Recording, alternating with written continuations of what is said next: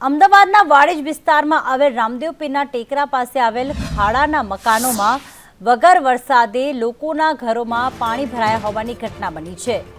અહીંયા 200 જેટલા મકાનો આવેલ છે, જેમાં પાણી ભરાઈ જતા લોકો વગર વરસાદે હાલાકીનો સામનો કરવા મજબૂર બન્યા છે।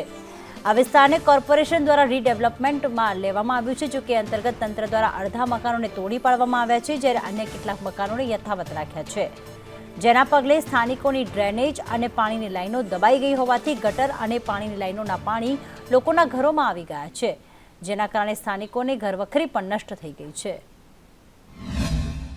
આ પાણી બહુ ભરાઈ ગયા છે, બરોબર। અત્યારે વરસાદ છે નહીં, બરોબર। અને હું તો નિરાધાર છું, તો હું અંદર પર ડૂબી જાઉં તો મને કોણ કાઢવા આવે, બોલો। કોર્પોરેશનમાં રજૂઆત કરી છે? હા, કરી છે। શું કહે છે એ લોકો? એ લોકો કહે છે અમે કરી આપશું, તો કોઈ કરી આપતા નથી અમને, બરોબર। બહુ મુશ્કેલી છે, પણ બધા એમ કહે છે કે બગીચામાં પણ બગીચો કઈ રીતનો છે એ ક્યાં ખાલ છે નહીં, બરાબર છે। આ લોકોના અડધાના પાડી નાખે, અડધાના બાકી છે। આ રીતની જે પાણીની તકલીફ છે, અમારા અનાજ ધોવાઈ ગયા, અમારું સામાન ઘણો બધો બગડી ગયો છે, બરાબર। તો કઈ રીતનું અમારે રહેવાનું, અમારે આ સિટીએ જોઈ લો તમે, બરાબર। આટલા પાણીમાં અમે લોકો ચાલીએ છીએ। આમાં અમને કોઈ આપણે જે આપણે જીવજંતુ છે, કોઈ આપણે નવા નાગ ને એવું બધું બી નીકળે છે ઘરની અંદરમાં, બરાબર। તો આ નાના છોકરા છે, તમે જોઈ લો, બરાબર। આમાં બીમાર થશે તો આનો જવાબદાર કોણ રહેશે? બેન, ઘણી મુશ્કેલી છે।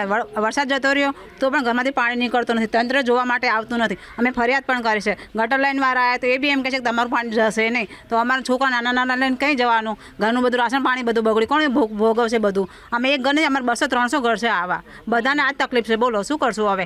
તંત્રને બી અમે જાણ કરી નથી કરી એમ નહીં, એ લોકો જોવે છે। હવે એ લોકો શું કહે છે, કોર્પોરેશનમાં બી પણ અમે ગયા, એ કહે છે કે તમારે નિકાલ થાય એવું નથી, અડધા મકાન પડી ગયા અને અડધા મકાન અમારા બાકી છે। અમે બેરા ભરી છે, લાઇટ બિલ ભરી છે, છતાં પણ અમારે આટલી મુશ્કેલી વેઠવાની।